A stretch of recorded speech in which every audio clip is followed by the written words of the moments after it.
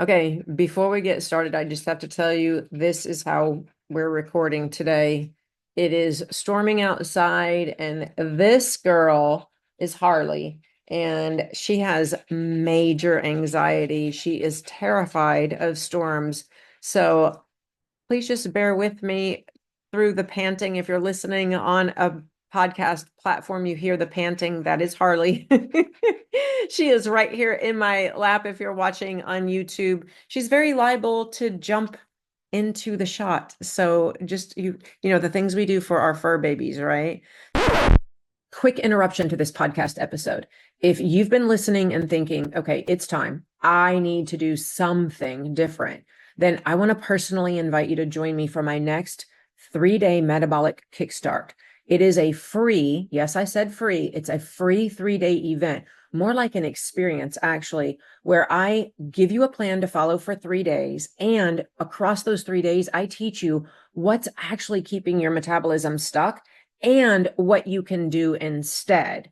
So here's the thing: 3 days, free plan, free coaching, all the information you need to build on the momentum to actually make metabolic change so you can reach your long-term goals. I mean, what is not to like about that?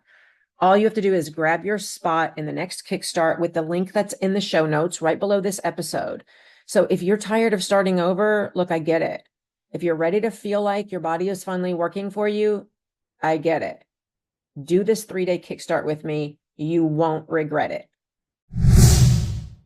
So we need to have a conversation today about something that I think kind of quietly shapes so many of our daily choices even. And it shapes a lot of our stress and is at the root of a lot of our stress. And that is our definition of success.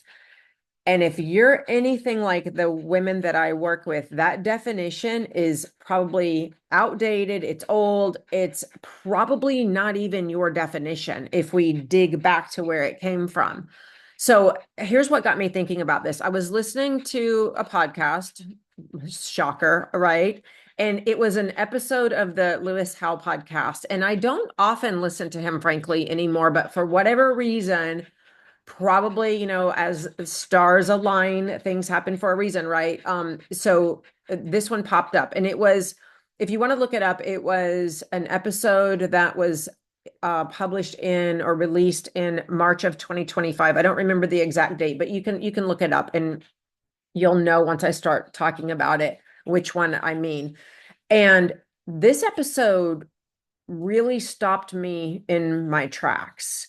He was talking about how his definition of success has completely evolved over the years, from wanting to be like number one, to dominate, to win at everything he did, to now shifting to a definition that really has more to do with his impact and collaboration and his peace. And while clearly my life looks very differently from his, and most likely yours does too, but that shift felt very familiar when I heard him talk about it. And I see this all the time in my world with women that I'm working with. As we hit midlife, this happens. There's this quiet, uncomfortable, I'll say, quiet, uncomfortable realization that we've been chasing a version of success that is exhausting, and sometimes it's completely misaligned now. And so I want to go back for a second, because to fit this in context and understand it and really have this discussion, I think we need to go back to, how did you define success in your 20s, for example, or your 30s? Because for a lot of us, if you think back, that definition was about proving something, whether it was proving something to ourselves, or maybe it was more of a combination of proving something to ourselves, to our families, perhaps even to society. But being successful at that time meant things like having a certain job, or then having a certain job title that you attain. It meant being thin, right? It meant doing it all and doing it all without complaining. It meant fulfilling all the needs that everyone had for us. And not only fulfilling them, but fulfilling them constantly, again, without complaining. It looked like success looked like a lot of busyness and a lot of control. And that required a lot from us. But I'll take that a lot one step farther, and I will say that it required a lot of self-abandonment, is how I want to describe it. To maintain that level of success, we had to abandon ourselves in big ways. And if I'm being really honest, and I think I have to put this in here too, that version of success did get me places. It got me a lot of places. So I want to acknowledge that. But it also, especially as I moved into my later 30s and into my 40s, most especially in my early 40s, that version of success I realized left me exhausted. It left me feeling disconnected with others, but disconnected with myself. And sometimes I even felt numb, if that makes sense. And so as I was listening to this podcast recently, parts of what he said like really landed for me. And one part, he was talking about how success used to be about being the best, right? About winning, about dominating, about always achieving at that like first place standard, and how that definition had shifted to him to something that felt much more grounded and peaceful. It was about success, he said, is now about like having an impact. And here's what really got me. He said success for him now has a lot to do with emotional regulation, like not letting his nervous system get hijacked by stress or shame or comparison. See where I'm going with this? He talked about it not running his life, or him not running his life based on other people's approval or their outcomes, their expectations in terms of outcomes, or outcomes that he couldn't control. And here's what struck me hard. Okay. He's a guy. And we hear men talk about this shift toward inner peace and balance and purpose as they get older. And we think, good for him. But then when we, as women, start to crave that same kind of shift, we're made to feel selfish. And a lot of times I think that's a self-imposed feeling. We feel selfish, wanting to feel peaceful instead of productive, desiring ease instead of hustle, wanting to stop proving yourself to everyone all the time. That is often looked at as if, oh, she's giving up. She's being selfish. She's abandoning her responsibilities. And it's not that at all. You're not giving up. You're not abandoning anything. You're freaking waking up.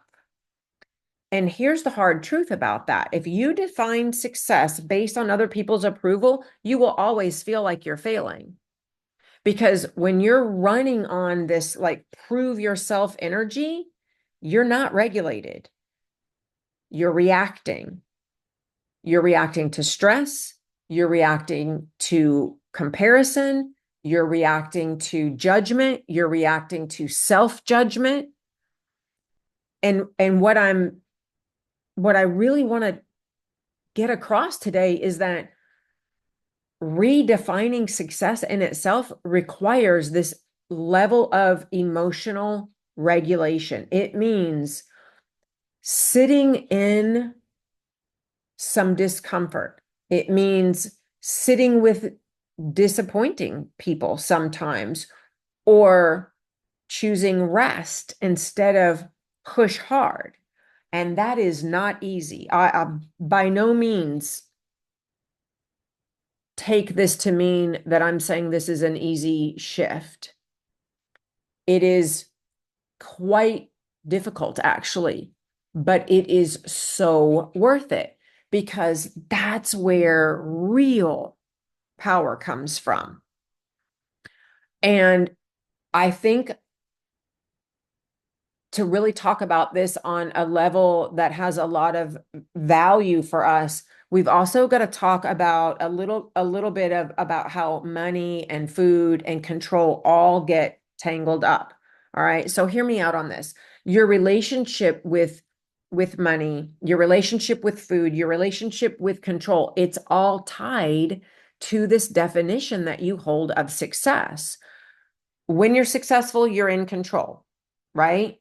That's how that feels. And so you might do things like restrict food.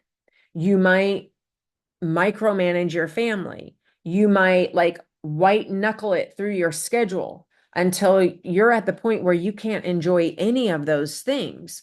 When success is tied up with or equivalent to having more, then you're constantly chasing achievement, validation, more doing, right? But hear me loud and clear. Neither of those extremes are ever going to get you what you're actually looking for, which is to feel good in your life, to feel whole in your body, to feel present with the people you love. And when I started letting go of that version of success that I thought I had to live up to, and I started defining success on my terms, that's when it started to feel real, like real. Does this make sense? That's when it started to feel real. And interestingly enough, that's when I actually started to grow faster too. And a lot of it had to do with the fact that I was no longer wasting my energy on the wrong things and the wrong people. I was able to shift and put my energy in people and places that mattered to me. And so success for you might look like feeling strong in your body, having the energy to do what matters to you, feeling like you are in charge of your own life, not feeling like you're behind in your own life. It might be being able to sit down and actually relax. How many times have you said, I can't get my brain to turn off? I used to say it all the time. And admittedly, still it happens sometimes. But think about what success looks like for you in terms of being able to turn your brain off and actually relax. Success might look like laughing again, hell, or taking a walk just because you want to, or making a decision without second guessing yourself for 3 freaking days or weeks. Success might look like saying things like, I'm not chasing anything or anyone anymore. I'm creating what I want, what's mine. And if that feels hard for you to imagine, I'm going to say this. If it feels hard for you to imagine, good. That means you're on the edge of something new. And it means you're exactly who I wrote this podcast episode for. And so, excuse you? Did you hear that? She just belched. But seriously, like as you head into the rest of your day, or the rest of this week, I want to leave you with a few questions that you can sit with and maybe even like journal on these, or maybe just sit and think about them while you're driving or you're walking or you're folding laundry or whatever you're doing. A few things to really explore. What definition of success have you been living by? And who handed that to you? Who gave you that definition? That's the first one. The second one is, where is that definition of success no longer serving you in your life? And lastly, what if success for you could feel a little calmer, a little more grounded, and a lot more like you? What if success just felt more comfortable to quote unquote wear it? And again, if it feels uncomfortable for you to think about those questions and explore them, that's good too, because that's a clue. It's a cue that something in you is shifting. And listen, you do not have to change everything overnight. I damn sure didn't. Call me remedial, but it took me some time. But maybe this week you choose one way to practice in that new definition of success, your new definition. Maybe you rest without apologizing. Maybe you celebrate something small. Maybe you say no to something that has been draining you. Just start there, start small, because that's what real success looks like. It doesn't, like I said, it doesn't happen overnight. It starts with baby steps. So just take that one little baby step this week. As always, thank you for spending time with me and with Harley today as we try to regulate her emotions through this storm. I always appreciate you guys spending time with me today, and I'll see you right back here next time.